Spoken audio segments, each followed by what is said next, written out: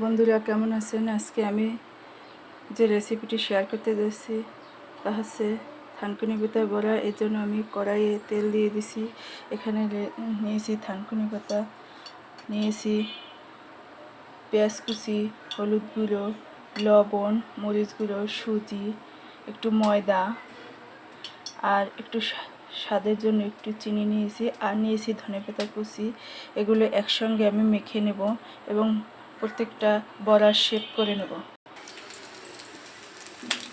বন্ধুরা, আমি বড়া শেপ করে তেলের উপর দিয়ে দিয়েছি এবং এক পিঠ ভাজা হয়ে গেলে আরেক পিঠ আমি উল্টিয়ে নেব।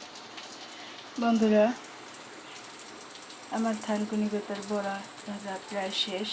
এগুলো ভাজা হয়ে গেছে, বাকিগুলো এই ভাজার জন্য দিয়ে দিয়েছি। তো বন্ধুরা, রেসিপিটি কেমন লাগলো? যদি ভালো লাগে থাকে তাহলে অবশ্যই লাইক, কমেন্ট এবং শেয়ার দিয়ে আমার পাশে থাকবেন। ধন্যবাদ বন্ধুরা, ভালো থাকবেন।